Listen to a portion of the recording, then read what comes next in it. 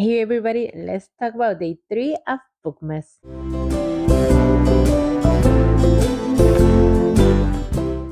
Hey everybody, my name is Sophia the Bookish Floor. Welcome or welcome back to my channel. So today we're gonna be talking about day 3 of Bookmas, and today I'm in a little bit of a different space. I am in bed with Junior Men here as my sidekick because I'm feeling a bit under the weather. I'm having a migraine day, but that cannot stop us from talking about Bookmas and day 3. And I'm gonna be talking about the gingerbread the gingerbread the gingerbread bakery, and I'm gonna put it right here next to Junior Mint. Sorry, little guy.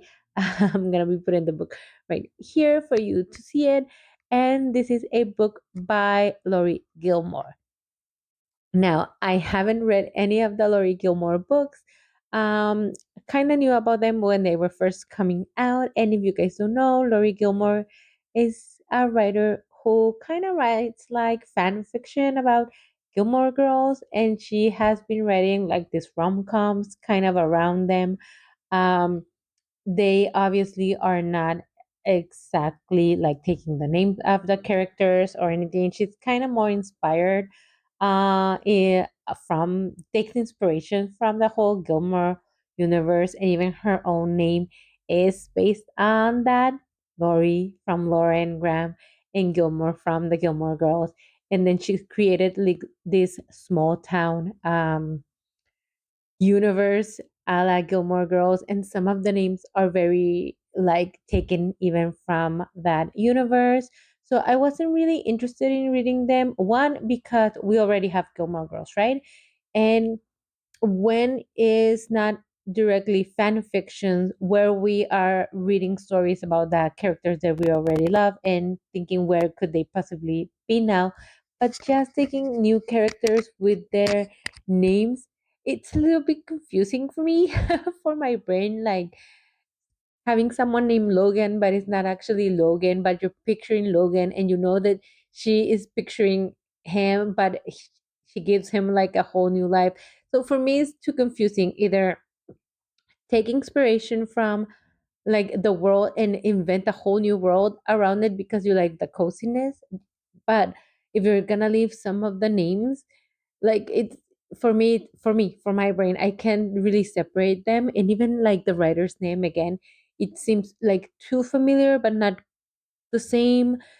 And so I never got into the universe. However, and then other people started talking about that the writing wasn't like that great, and then that there was a little bit too much spiciness and not enough depth to the book. So it was never really like a genre that I was interested in.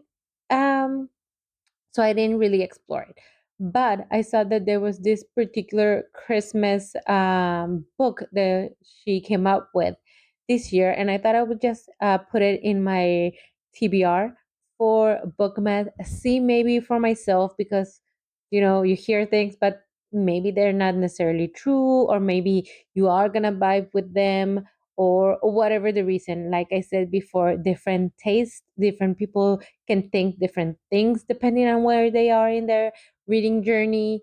Um, so yeah, different people are gonna like different books for different reasons, right?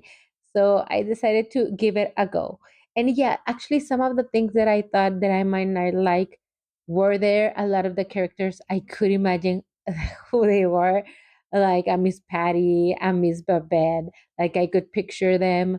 Certain characters, like the names like Logan, like I could see that they were different characters in the town, like Luke, like a Luke type, for example, but they were named Logan. And so that's confusing again for me, for my brain, because I can picture those characters being someone else, obviously from the show. So if you are a huge fan of Gilmore, I think this might not be for you, because I feel like it gets muddled in your brain. But if you're not a huge fan of Gilmore and if you go into this series brand new, I think you might love it. So I think that's a point that you can make when reading these books. For me, that's the part that I didn't quite like so much. However, this is the fifth book in the series, and this is more of a standalone because this one follows like uh, other characters completely different from like the main plot line from the other books. And I like that because these are, again, completely different characters, and not like the main characters from the previous books are like side characters here. So you can easily follow this story without being invested in all the other ones. And even though they're there, you don't need to catch up on that. They're going to catch you up. So, anyways, this is the story of two characters who um, met in high school, and they were not really all that friendly in high school. And then they kind of became, she was kind of like the nerdy girl. She loved to bake, and then he was kind of like the popular guy. And they sort of struck a friendship, and then they kind of began to date, and they become really involved, and then they become really close. And then at the end of the year, then he is gonna um, well, I'm not gonna spoil well, this is a story about two people who we understand that they really don't like each other. They have something happened in their past. We're not exactly sure what, but they dislike each other a lot. But they are thrown together because they are part of a wedding party. She is Sarda, like the maid of honor, or I'm not sure if she's the maid of honor, but she is in the wedding party. And he is kind of like the co-best man or best man, and they have to do a lot of tasks together. I think for the main characters, but the whole story is about them, and they have to be involved in all that.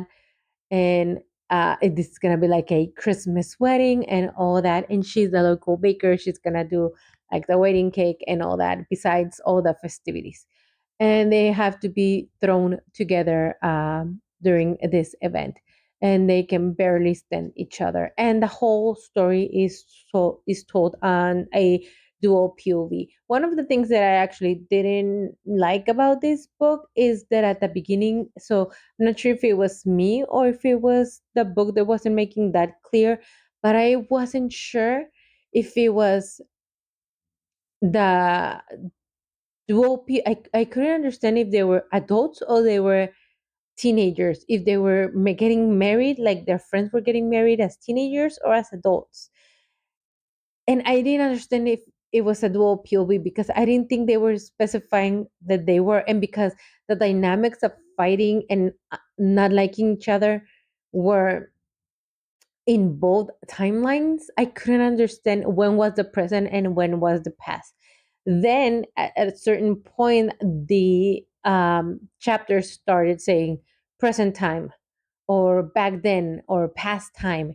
And that's how the chapter started. But I don't remember at the beginning of the book the chapters letting us know that that's how like at the beginning of the chapters, that how each chapter started. And because I didn't have the physical book, I only had the audio book.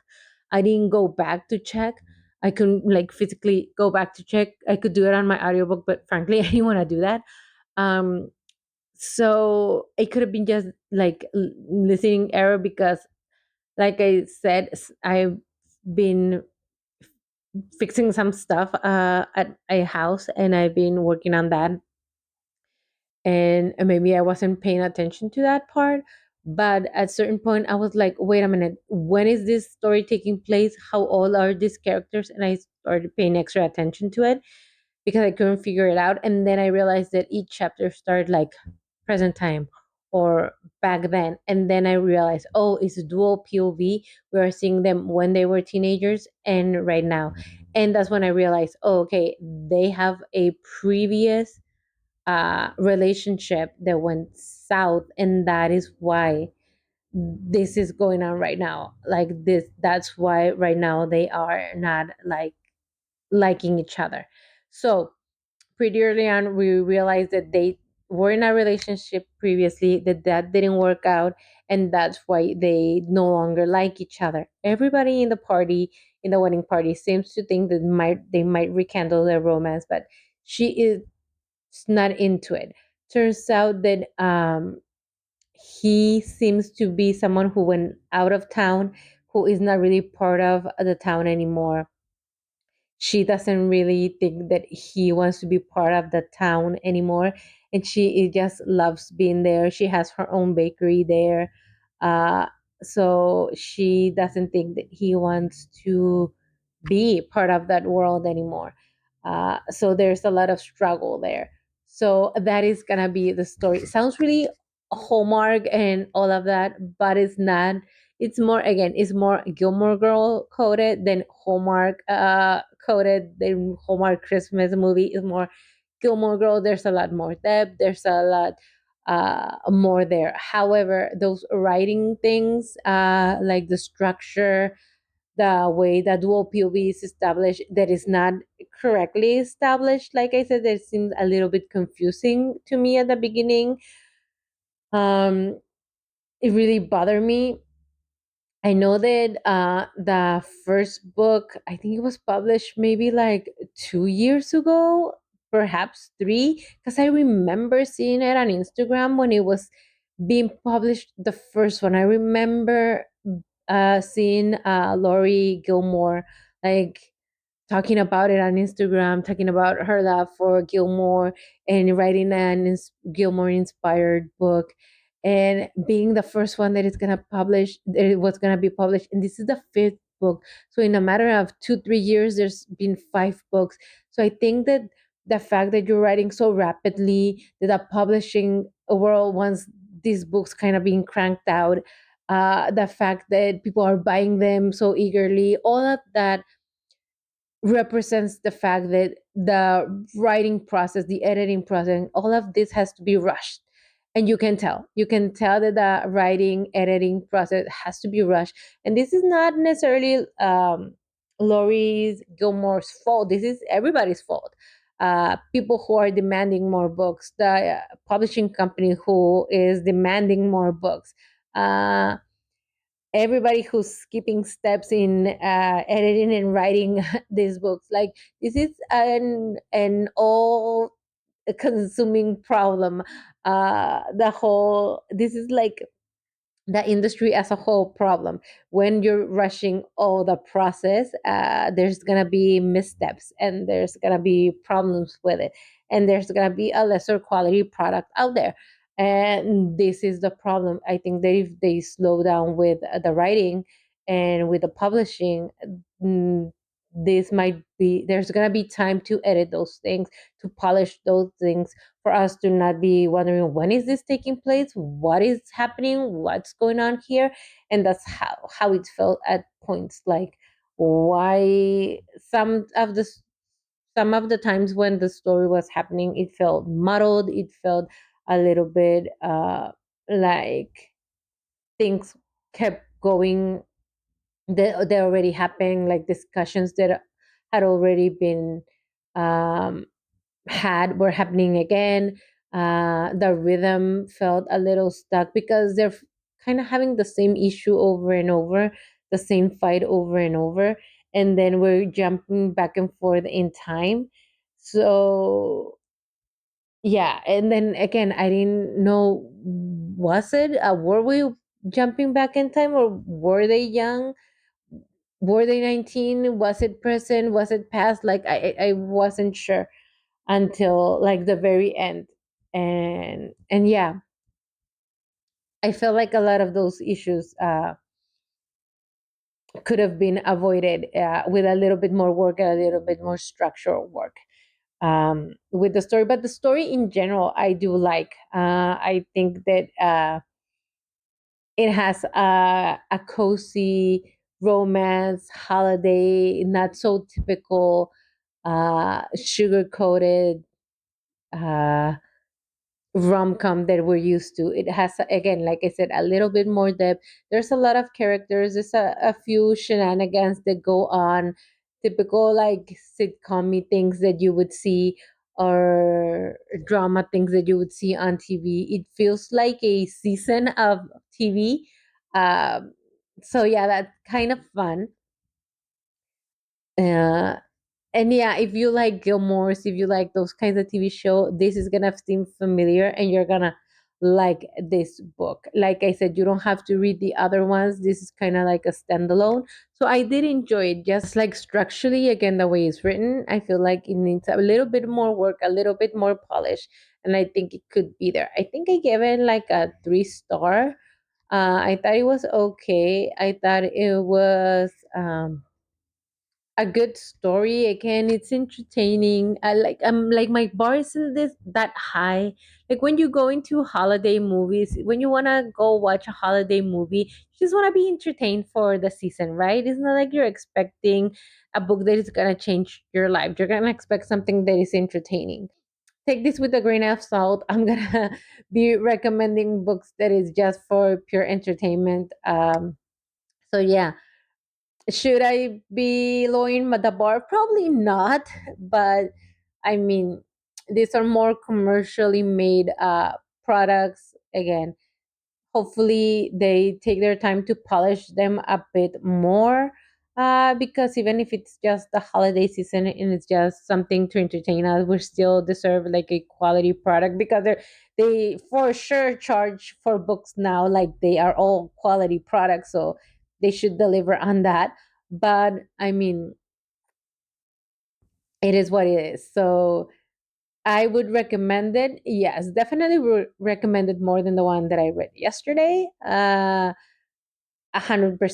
I think this is a fun book. I actually do like the characters, um, the romance sometimes, the communication. Sometimes I'm not a fan of the way they're communicating, but I think they solve it at the end. And I thought, like I said, it was an okay story. Definitely not my favorite. My favorites. Uh, my standard for romance is an Abby Jimenez. This is not it, but I mean, it's still an okay book. So if you want to check it out, that is the Gingerbread Bakery, and I gave it 3 stars, and that was my third book for Bookmas. So I don't have my bingo cards. I left it in the other room and the library slash office, and it's currently being occupied. But I think I'm gonna mark my gingerbread cookie on my bingo card. So I might just put it here and just mark it digitally. And what else can I mark? Um, I think I have. Um, What else can I mark? I think I have something else that is cookie related. So I have a train, a cookie train. I think it's gonna be difficult for me to find something else that has like a cookie or a train. So I'm gonna mark that one too, because I already had like the cookie mystery, another thing that was bakery related, and I don't think I have any other books that have like bakery competition things like that. So I think I'm gonna mark those two on my bingo card. And then on my prompts, I think I might mark